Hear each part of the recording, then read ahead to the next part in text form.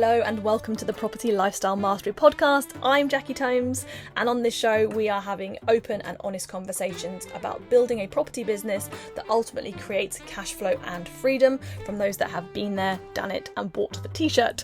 The highs, the lows and the lessons along the way, and we're talking about everything from big picture strategy, maximising your potential, right down to practical solutions.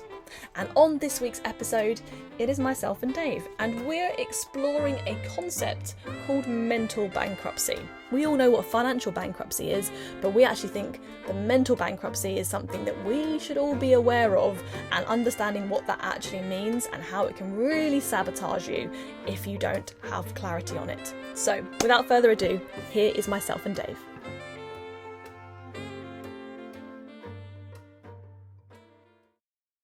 Hello. Another week, another podcast. This week, mental bankruptcy is the topic of conversation, and I do believe it was our lovely client Karthik who suggested this topic. And I can't remember where exactly it came up, but it's just been something that's been percolating for a few months, this idea of what is mental bankruptcy and what are the similarities to financial bankruptcy, and how are we, what's the dangers of it and how do we prevent against it? Yeah. There's been quite a lot of conversations leading up to this podcast. I mean, almost recorded this 3 times, and so we've had it 3 times now, so we've got some really good ideas. So, where do you want to start, darling? I think definition of mental bankruptcy, what the hell we're talking about. Also, can we define financial bankruptcy first of all? Because I feel so financial bankruptcy is where you've got more financial commitments than you have the ability to be able to honour. Okay. You have more financial commitments than you have money, so therefore, game over. You've got to wipe the slate clean and start again.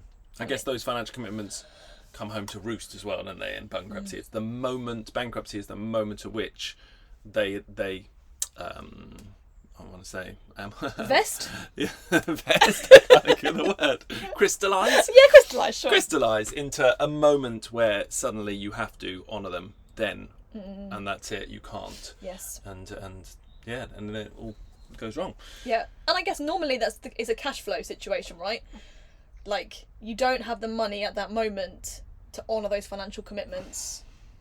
I don't know. I mean, it is a cash flow issue, but it could be a profit. I've not been bankrupt, so not totally au fait with this. But okay, cool. So that's what it means to be financially bankrupt, and it takes 7 years to recover from that. I do believe, it's on your credit file for 7 years. So let's come back to how that links to mental bankruptcy. So therefore, the definition of mental bankruptcy. So mental bankruptcy for me is not having enough headspace available.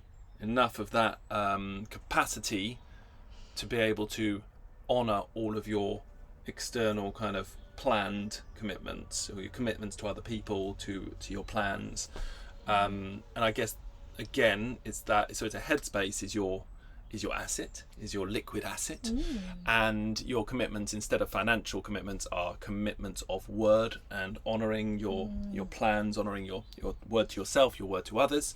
And therefore, when the moment of bankruptcy happens, is the moment that so much comes at you that you can't honour, that you become overwhelmed, and that I would say the easiest example of bankruptcy in this case is burnout. Yep. Is your personal burnout. You break as a human being.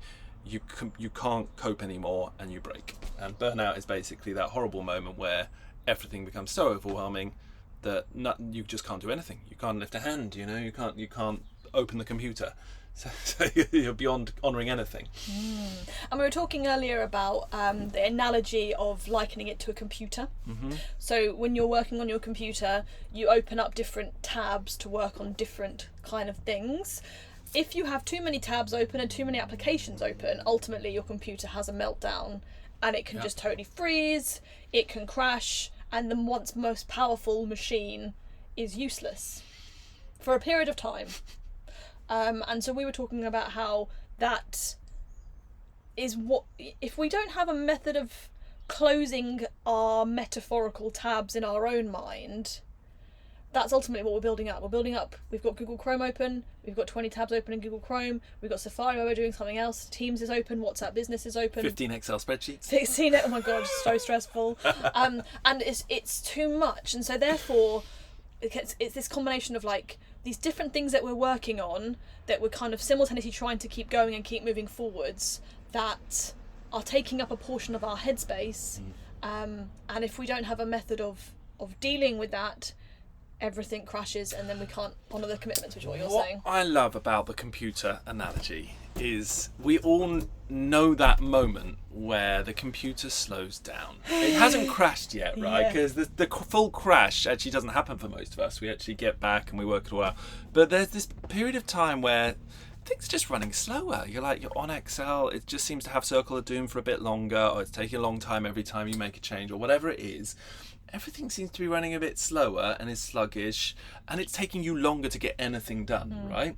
So the biggest general effect is time, because the whole thing takes longer and it really impacts your ability to get stuff done. And I think that is exactly what happens to everyone when they start getting too much going on in their headspace. It's too much happening, and the problem is every decision is harder to make. And we know that one from like Steve Jobs, his classic, like his concept was you only have so many decisions, decision making willpower basically in a day. So he gets rid of unnecessary decisions such as clothes, and we all know that one. He wears the same suit every day because he doesn't have to make the decision. Well, this is it, right? Headspace, decision making, willpower. It's your ability to make those decisions drains you, and if you're worn out and you don't have enough headspace, you can't make the decisions. You can't get the clarity to be able to make them, and so they take longer to think about. Then you don't necessarily come to a decision, and then you have to put it to the side, close that tab or put that tab down to the side for a bit, go work on something else, and that's you stalling, putting Circle of Doom on things, and it happens all over the place. And I think this is where one of the things that I always think about with mental bankruptcy is where people that I'm mentoring come to me basically saying, I haven't got enough time to do all the things. And the truth is, it's not time. What they don't have is the headspace to actually work out what the priorities are, what the things are that definitely need doing now versus what can be pushed back. And I've been there loads. And I use that, I use you. You're my tool. You're my tool for this. Darling, stop talking so sexy to me. When I have been in that space before where I feel like the list is getting overwhelming, I just got so many different things on, it's not that I don't have enough time to do it all, it's that I'm not able to prioritise what should be done now and what can be pushed back to a later date, to clear the decks, basically close those tabs and say that's not needed now, and then I come to you and you kind of help me, we prioritise it all. It's really good, right? And then I suddenly actually have more time available to do the important things, and actually I get them done quicker, so I probably end up getting more of the smaller things done as well, because I've done it all much quicker. Interesting. Now I would say that I feel like you have needed your tool less in the recent weeks, because I'm sure you don't mind sharing that you've recently done some RTT with the lovely Rebecca Hill, who's on previous versions of this podcast, another one coming up soon, rapid transformational therapy, which was about looking at certain aspects of yourself that weren't serving you. We can talk about that as much as you want to. I also went through the same experience with Rebecca last year doing some RTT, and also experienced that same thing, that actually the thing that means that we struggle to prioritise is because we're so focused on pleasing other people, or like whatever the stuff is that we think that we should be doing, these like old held beliefs of how you should be, that muddies the water a lot. And obviously I'll talk a lot about people pleasing from my perspective, but I think you probably have it as well. Most people have that one to a degree. Is that like a Western thing, or is that just like a people thing? No, it can't be Western, because I think it's even stronger in the East in some ways, right? Yeah, that's true. I find that people pleasing is just it's a human trait. It's a natural fear mechanism. Like you're scared that if you don't please those people, they will, in a caveman situation, ostracise you from society. Okay. Right? Yeah. You will be Yep. thrown out, cast out, because you haven't pleased the people around you. They don't like you anymore, and that is a route to death in your DNA. So I do think people pleasing is one of our. All of us have that. It's just different What levels. degrees? Yeah. Yeah. So, are you open to talking about your last few weeks? Yeah. I'm open to that. So, are you happy to share, like, what was it that you had this RTT for? Yes. So the RTT I went to Rebecca for was pretty much helping me to deal with not always wanting to be over prepared for things, always berating myself if things didn't go exactly how I wanted them to go, and that feeling of you've gone and done something that might be important or might not even be that important, might just be a meeting with someone or a chat with someone, and afterwards if you feel like you didn't say something you should have said, or you didn't go how you in hindsight you should have made changes, I had a bad habit of allowing that to affect me emotionally, and in the worst, severest of cases, really beating myself up. And really being nasty to myself, and just it could ruin a whole weekend. If I'd have an important thing on a Friday, I'd come to a Saturday and I'd feel like, oh God, why didn't I say that, why didn't I do that, why didn't I do this, and it's going around in the head, causing emotional drain, ruining our time together, and making it so that I'm not enjoying my life. And the weekend especially is the moment which is supposed to be able to relax and reflect and enjoy and really kind of let go, and instead all I'm doing is holding on more. So it was a real drain on me, and I think it was the extra. I knew that was a tendency, so then of course that brings me to the preparation of everything, and so I want to make sure I'm definitely prepared, I definitely got everything sorted, because and that would stress me out. That would stress me out in advance of important things. I'd start to feel like I haven't got enough time, and it would start to feel like it's not going to be good enough, because I'm worried about that voice at the other side, and it's so funny because it's all skewed perspective. It's all coming from this weird perspective of what I think is good enough. And what's fascinating is that so often, probably in every case, what I brought to the table in every case was good enough. It's just I chose to identify one thing I hadn't done as a crack that destroyed the entirety of everything I'd done, like a flaw in me that wasn't at all good enough. And therefore, what's the point? The whole thing's broken, and actually what I had done was absolutely good enough and got the result that I needed to move forward. And so this perspective shift was what I needed, and that's what the RTT, I've spent, probably 60-90 days now with Rebecca in my ear every night. She's also your tool. Soft-spoken Rebecca in my ear. So for those of you who don't know RTT, it's hypnotherapy where you choose a specific issue, and then you have a hypnotherapy session with Rebecca where you basically choose what the issue is that you're focusing on. You revisit childhood experiences in hypnotherapy, and then using all of that information, Rebecca records like a hypnosis, like half an hour, 20 minutes thing that you then listen to, and you have to listen to at least 30 days, I think, but the longer you listen to it, the better. So whistle stop RTT tour. I hope I did you justice there, Rebecca. And so just going back to mental bankruptcy in that situation. Yeah. So you had the event where you didn't feel like you did good enough. Going back to the tabs being open, it's basically like you couldn't close the tab. Yeah. It just, and almost probably opening more tabs of all the different angles where you didn't do enough. Yeah, it's like when you're on the computer. God, I love this computer analogy. I know, it's working, isn't it? It's like when something happens and it starts bringing up one of those little boxes, and then it brings up another one, and it brings up another one. Like a pop-up. A little pop-up, and they keep coming up, and you're like, why are these coming up? I don't understand. You keep pressing cancel, another one comes up. That's what it's like, right? It's just like, I can't do anything else. I can't think about anything else because the pop-ups keep coming, which is the thoughts berating me, my own mind berating me, in the worst of scenarios. And the knock-on effect is huge because you're unable to, that's a whole portion of your headspace, which could be all of it, but in some, even when just carrying on and managing to do other things, it's a good chunk of it that's being drained and being held there, and it means that I've just not got the capacity to cover everything else in a good way, and it starts to take away your time, it starts to take away your ability to find perspective. And I think that's one of the biggest things that people don't realise. When your headspace is too busy and you've got too much going on, that's when you're lost. You can't see the wood for the trees, right? That concept comes from that moment, and that is taking away your ability to step back, look with clarity, and see the true best path forwards on anything, and see where you might be self-sabotaging, or see where you might be making decisions that aren't aligned with your ultimate goal, see where you're, and in essence, I think it's what the biggest the biggest reason that most people get stuck in their business. They stand still because they've got these big plans for where they want the business to grow to. Where you are in your business right now is not where you want it to be next year, and it's definitely not where you want to be in 5 years.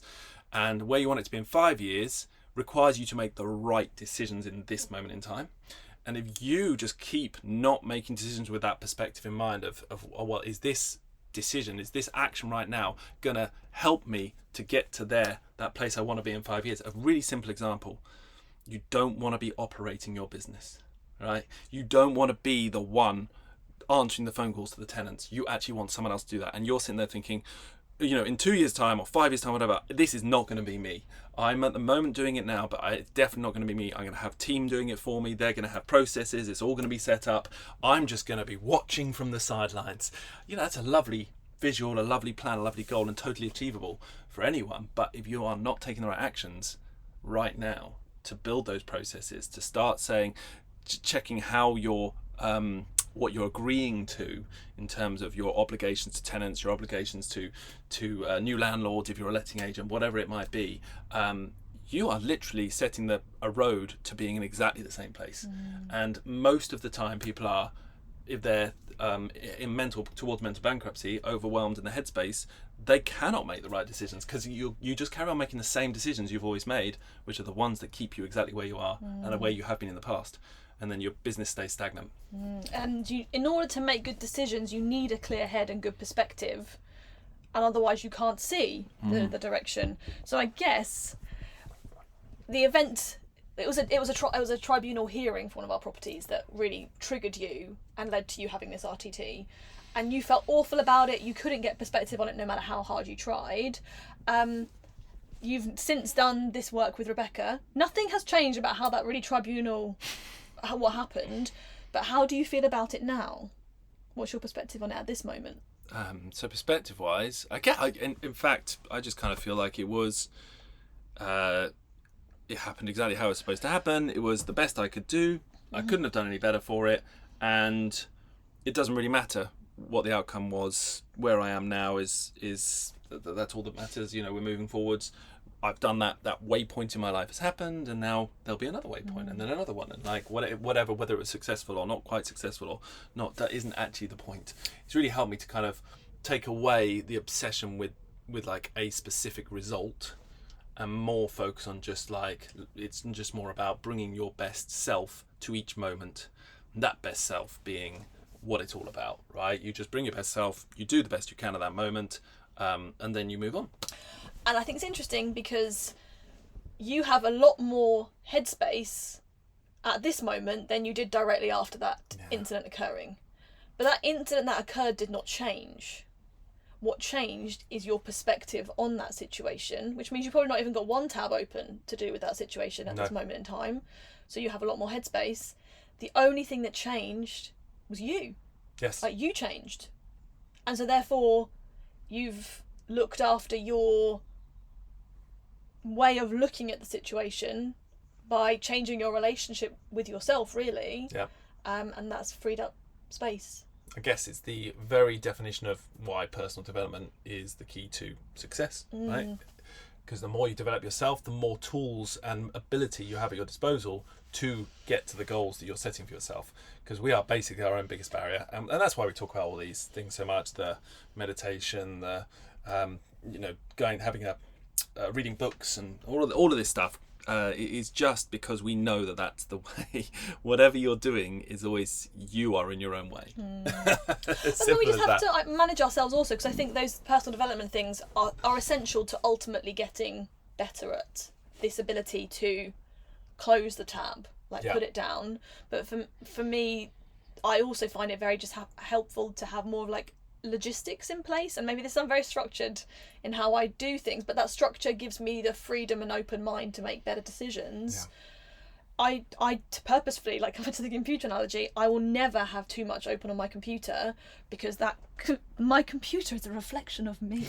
And if I've got too many tabs open on my computer, I can't operate. I start procrastinating, I start getting lost, demotivated, because I can't focus in the right way. Like, you always laugh at me whenever I come to, you're like, look at this on my computer, and you always have it open in a tiny little window, and I can see all your other windows behind it, and I'm like, oh my god, like, you need to make this bigger, because I need to just only see what I'm meant to be thinking. Well, to be fair with this, we spent years of you coming to my computer and just going, no, I can't see it, make it big, and I'm just going, you could see it. It's the same size. It's just filling the whole screen instead of in a window that's 3/4 of the screen. The numbers are the same size.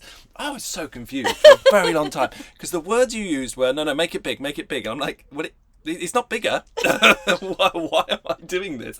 And it was only recently that you made it clear that it's not about the making it big, the words bigger or the whatever. It's about eradicating everything else on the screen.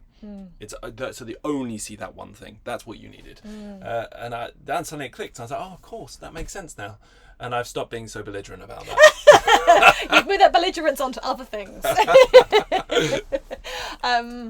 So I guess it's so many different things have to come together for us to be able to manage our own headspace, and I think we all need slightly different things to do with that. For me, like, I have to have the structure to know what I should be putting my attention on when. It's why being clear about what priorities are for the week is important to me, so that I can map out in my mind when I'm going to work on these different things that are important, so that I can, I guess, prepare myself to close the mental tabs and just focus on that one thing at that one time.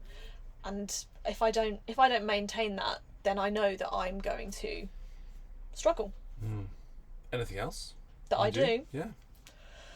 I guess for me, that, I guess, meditating every most mornings, just that ability to step back, get perspective on everything, and just remember that none of it actually matters. Like, everything that I think is so important doesn't matter. Obviously, people pleasing has been a very bad habit of mine in a very strong way, and has held me back from making decisions that have been the right decision for me, or taking a very long time to get to the point of being able to truly commit to doing them. And I think that ability to just remind myself of the new set of beliefs that I'm working on, which is that if I'm doing what is best for me to work on, that is what is best for everyone. And I'm not responsible for other people's reactions to what I choose to do. And there's never going to be a point that anyone is going to give me permission to do what I want to do. So therefore, I have to remind myself that everyone can think of me whatever they wish to think of me. I'm not responsible for that. I can't do anything about that. All I can focus on is just enjoying everything the best as I can, and being as happy and positive as I can. So therefore, doing what is the right thing for me is the most important part of that. So that space to sit down and to let go of the outside world, stop being so bought into the idea that it is also important, because it really isn't. Like, there's just everyone in their own world, doing their own little thing, and for us, because that's the focus of our attention, we think it's everything. And so therefore, the more you continually buy into that, the more stressful it becomes. And then you're like, for God's sake, it's an email. Most people aren't going to read it. No one cares. Like, it doesn't matter. And just to remind yourself of that, just then you go, oh, okay, actually everything's fine. For me, that perspective that nothing matters, that I can't control what other people think of me, and just having the opportunity to come back, step back from what I am so bought into, and just see the bigger picture is really important for that. I think what's interesting here is that you have a completely unique, specific issues that you are dealing with, and a very unique, specific solution that you have at this time. And your solution has not been granted to you by some magical guru who just come in and said, here's the solution to all your problems, right? It's actually been through a lot of reading, a lot of making sense of yourself, time spent introspective time spent working out what is going on And why is it that these things here are causing me more stress, more strain, more emotional drainage? And why is it that I respond in certain ways or react without thinking it in certain ways? And you've put the time and effort in to then not just you become aware of it, and then you put the time and effort into trying to work out what is the best way to get through it. And unless someone's willing to put that time in to trying to identify this stuff and then come up with solutions, basically you've got your own solutions there of it, and unless someone's willing to do that, they're never gonna get there, right? Because unfortunately there is no one size fits all in this, apart from the one size fits all is you must spend time on yourself. That's the one size fits all. You need to spend the time on yourself to be able to work out what uniquely you need to solve your own self issues. And it is always changing. I'm reading a book called, I think it's called The Happiness Theory at the moment, and it's basically the science behind happiness. And she talks a lot about your set point. So we have this happiness kind of set point that's largely genetic, but then we can also adjust based on our environment as well. A small amount of our environment, of our happiness level, like 10% I think, is based on our environment. And what's going on in our lives. But once you, like, for example, you move to a new house, you get like a real buzz, and it's like life is really exciting for a while, and then I've forgotten what the word is, basically habituate to it. It becomes normal, and it doesn't have the same effect anymore. And I find that with my approach and my meditations, I like have a thing that I'm thinking of for a while, and then clearly that becomes the new normal, and it doesn't really have the same effect anymore, I guess because I've kind of integrated it. And so then you've always got to look for like the next thing. Yeah. So it's just like it's not ever going to be a fixed thing. Yeah. I don't think. Might be for someone else. Who knows? Maybe. I think that's the magic. I guess maybe it depends what you're doing in life. Who knows? Like, I guess we're always doing and taking on new challenges and doing new things, and therefore you have to keep reinventing yourself to be able to do that. What about you? What else do you do? I think the meditation is my key tool. Obviously, I think that morning reset is essential to this headspace thing, because if you don't reset in the morning, it's like you retain tabs open from the day before, and then you do it the next day, same thing, you got some few more tabs open, same thing the next day, and by the time you get to Thursday, it's just you feel wired. You feel wired, like, with it all, because weeks can be very busy, and you're just like it just starts to feel like there is so much to do, because not because there is any more to do, just because it's all there, it's all around you, and you're still stuck in it. So the meditation every morning is the reset point to just lift out, get away from it all, find a new sensation inside, which you've described your own version of it, and we'll have our own one. But that moment where you're able to find a peace, a calm, get away from the mental voice in the head that keeps on, trying to control you in whatever way it chooses, whether it's guilt or operation or whatever. There can be so many problems, so many things. Get away from that and have that moment to really reconnect with the more important things in life. And we all know this, right? If you suddenly had a partner in a life-threatening situation, your partner has a car crash, or someone you love, your parents have a car crash, they're rushed to the hospital, and they're in a hospital in a life or death situation, or something even where you need to get there to do something, someone's stuck somewhere and you're the only one who can help them, you would drop everything. Nothing else would ever matter, right? You wouldn't care about the fact that rent hadn't been paid, or that refurb was over budget or over time. Doesn't matter anymore. Everything's gone, because suddenly it's like this one thing is actually way more important than all of that stuff, and your entire perspective shifts. And for some people it can be an event in their life that shifts it permanently. And it's that is, we all ignore this all the time. We think that the things in our lives are just so important, and they're so rigid and stuck. We're stuck in it because we just can't see that there's another way of looking at it. There's always another way of looking at it, and there's none of it's that important. So reconnecting with the things that truly are important in your own life and what you've decided you want to make important. So for example, for me, it's reconnecting every morning with the feeling of I'm actually looking to enjoy the journey, and that's more important than the results I get. And when I can get proper perspective and proper distance from the work and from the business, and I look at my life from that nice distance, the one thing I want for myself is to be happy. That's it, right? That is the one most important thing. Actually, I'm like, but why do I want that money? Why do I want that business to succeed? Why do I want that? Because it would make me happy, right? Because it make me, I feel a bit fulfilled, satisfied, whatever, and just generally it'd be a nice, happy life. I'd be pleased and happy in my life. And if I'm going through every day making myself unhappy, it's pointless. Yeah. Freaking pointless. Yeah. What's the point? And that reconnecting with that perspective every morning helps me to go into that day from a fresh start, and that creates the headspace, because I've cleared a load of the wired stressedness and pulls me above the waterline, and so I'm not being overwhelmed by it all. And I think that's just the resetting. And then of course you talk about the development of self. I always have two aspects of the meditation. I always have the reset, the reconnect, but then I've also got the kind of, where am I going? What's the goal? Where am I heading to as well in the business and in myself? What are the things holding me back? What are the things that are actually causing me? So for example, I might have things I'm saying yes to that I should be saying no to. And I might be prioritizing, doing stuff in the business that is definitely not going to push the needle anywhere.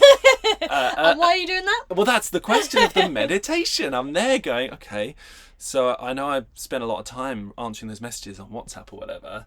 Was that really the best use of that time? And actually, why did I do that? And then you get a chance to start analysing, or at least trying to become aware of the various drivers, the self-motivators that are underneath it all, that might be holding you in place and stopping you from reaching your actual goal. And what sort of things might that be for you? Have you got an example? Oh, for me, there's definitely a drive to just clear. I don't like having lots of... You like clearing the decks, clear the decks, The decks will never be clear, darling.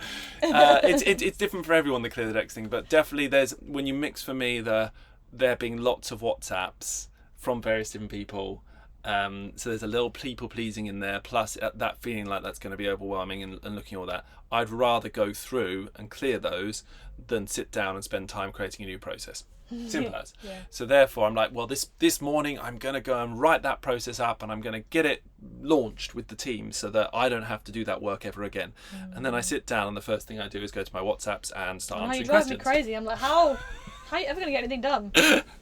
And that's a great example. Yes. So why is that happening? What's the driver? And then how can I shift something inside to get rid of that driver? And that exact driver is the exact thing that will keep me heading in towards mental bankruptcy, rather than really in control, because I don't say no. I don't know how to say no to things in that state. I just do. Yes. I've stumped you there, haven't I? You've really stumped me there. Look at that. That's deep mulling, that is. Great for a podcast.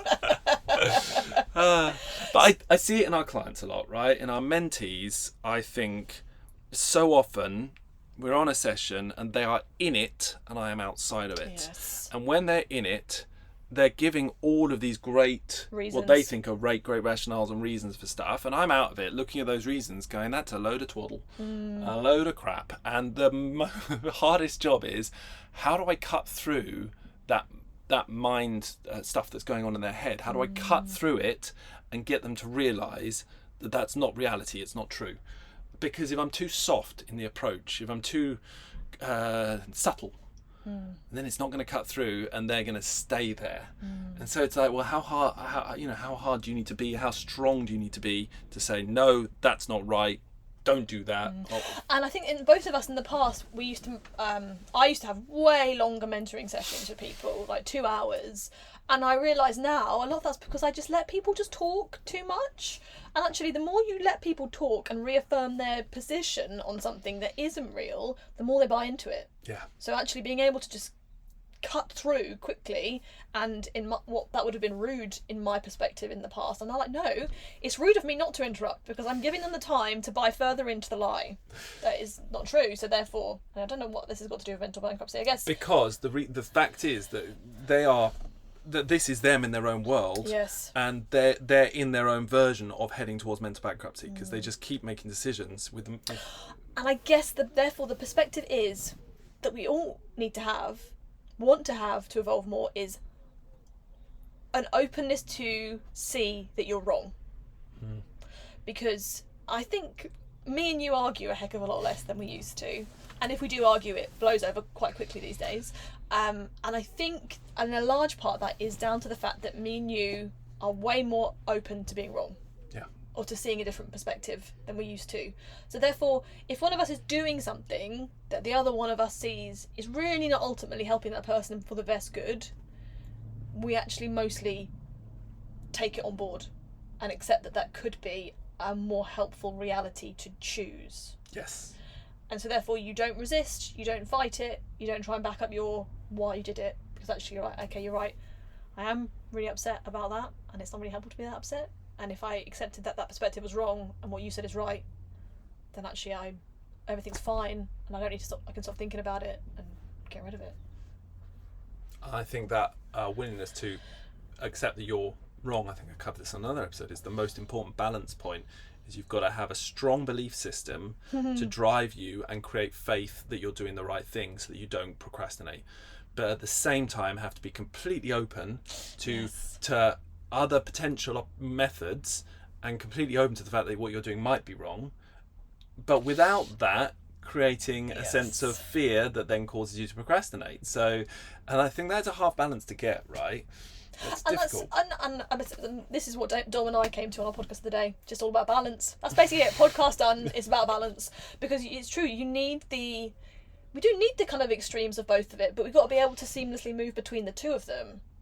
And I think in the situation that we're saying here, where one of us proposes that actually maybe you're wrong, it's not that we just accept it as the new truth. It's like, okay, let me go away and I will think about what you have said and come to my own conclusion if I want to take that forward, or a slightly different perspective on it, because that's also part of the problem too.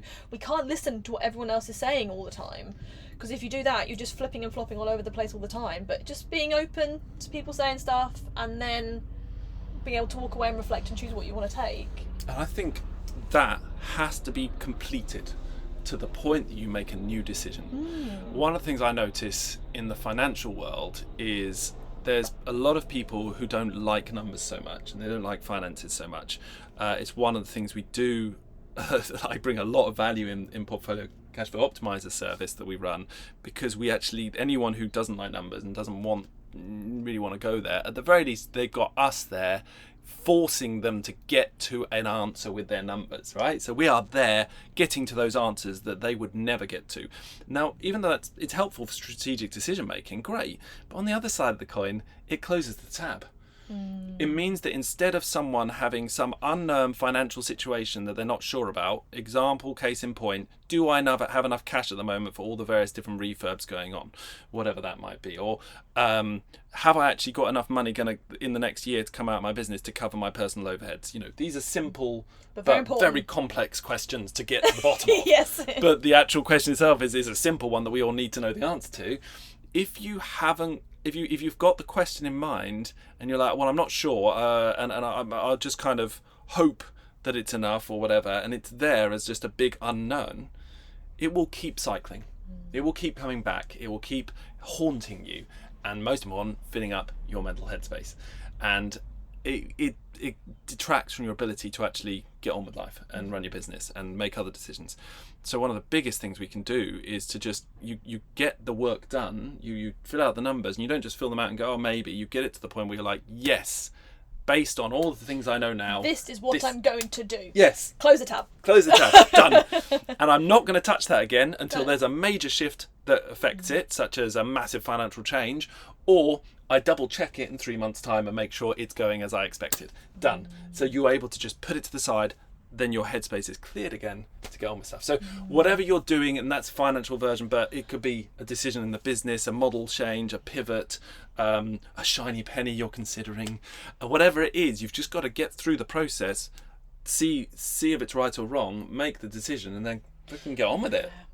And this happens, for the financial one is a great example, but this happens all over the place. Like part of us doing our jobs as running a business is a collaboration with other people. Like we can't make all the decisions ourselves. We have to get information from other people to be able to make decisions. And for me, it's a very practical management tool to being able to say, where do I park that thing that I know that I need to discuss with someone or to get an answer from, and what is my rhythm for interacting with that person to be able to look at that list. Like, there's a million lists. I have a million lists and lots of different meetings that push me to look at various different lists. So it's like me and you, we'll go for a little walk in the morning, and there's often things that come out during the day that I'm like, I just want to get Dave's perspective on that. So that goes on my things to talk to Dave about, and we have a little chat about it in the morning, and that's it. But I'm like, yesterday I was trying to do something for a client, and I was like, I need to talk to Dave about something to do with this. So I put it on the Dave list, and carried on with my day and did other things. And that's why the process that we have with our teams, with the meeting agendas, like when there's something that we're like, we need to maybe think about that and chat about that, you put it on the log to be discussed in that meeting, and you just forget about it. Like, you've just got to have all these places to put all these different things, and if they stay in your mind, it is not only will you cause yourself mental bankruptcy, but you probably do cause yourself more mental bankruptcy because you'll be spewing it all over your team and they will not be able to handle it. And I think that's something that we've observed in lots of people. If they don't have their method for managing the fact that there are so many questions and things that you need from other people, if you haven't got a good routine and a management tool for that, you just basically throw out stuff to people. Can you do this? Can you do that?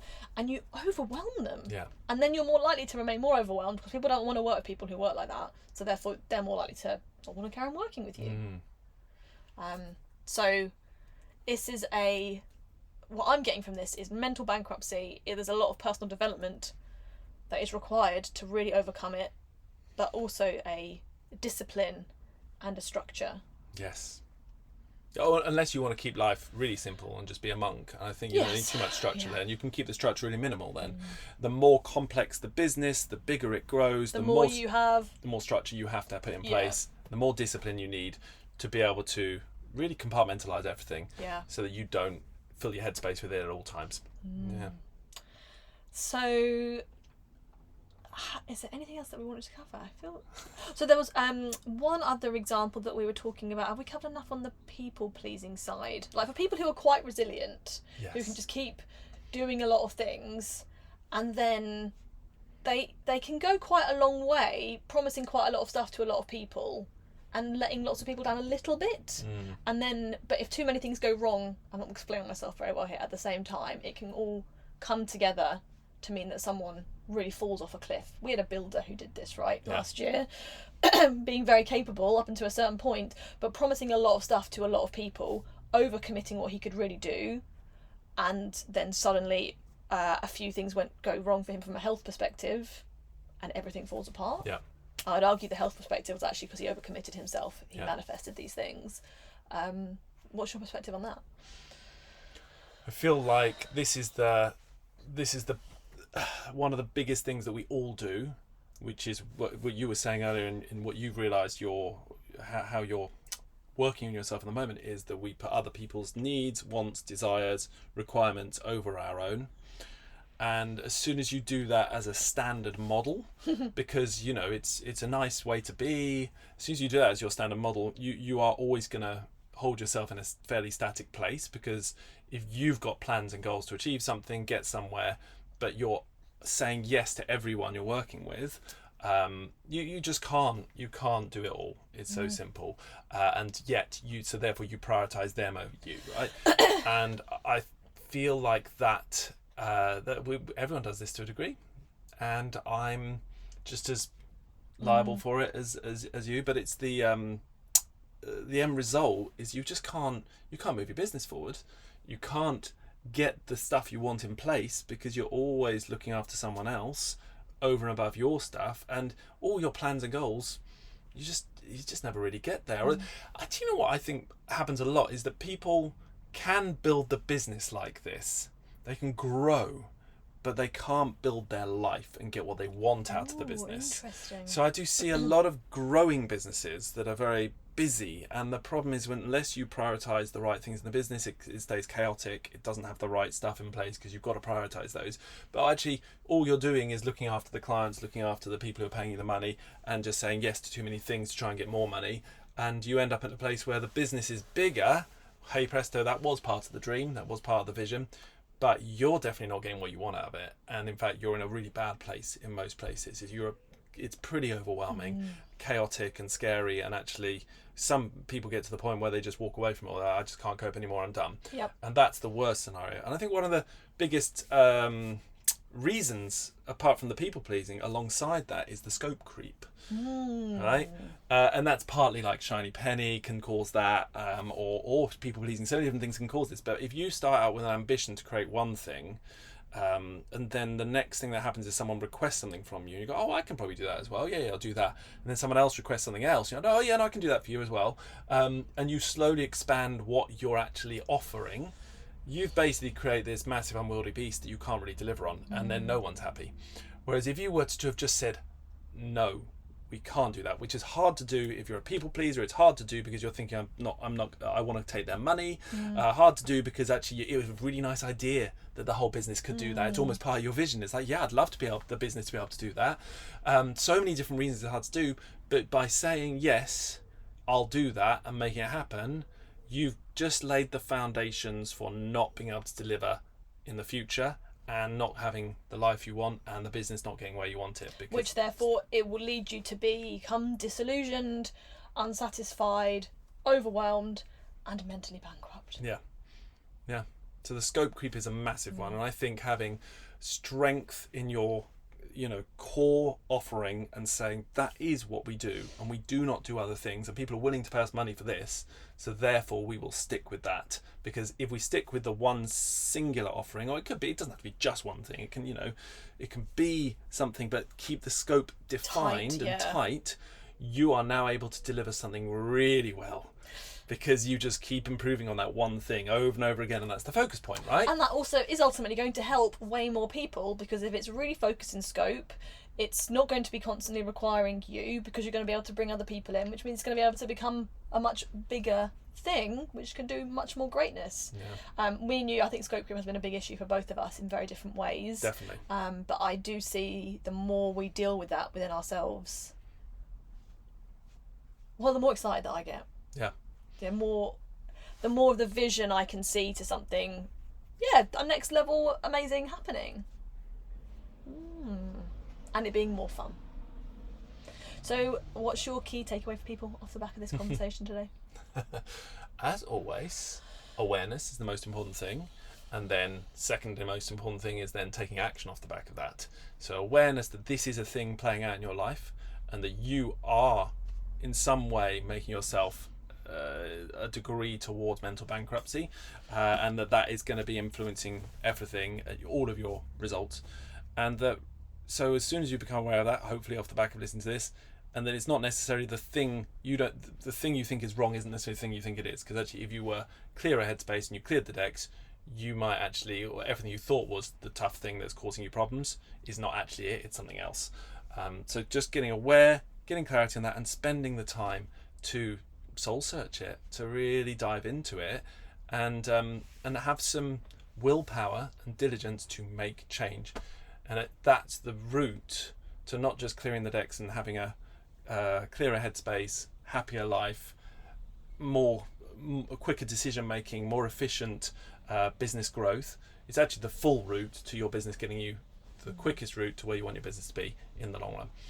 So starts with the awareness and taking action on that. And I guess for me, maybe it's, again, coming back to this as much as possible, like the clear focus and the scope of what it is that you're wanting to do and work on. And then I'm going to get a more practical side of it, like how you logistically give yourself the headspace that you need to be able to operate well and to not burn out, like allowing yourself to not work weekends and to take evenings off. And for me, that's much more a large... Go on. I was going to say, and being willing to spend the money on things, because like RTT, that's true. Like made a phenomenal difference, right? And that it's just allowing yourself to spend that money on yourself. Because it actually is quite hard when it comes to it to say, but that money, can I really afford that?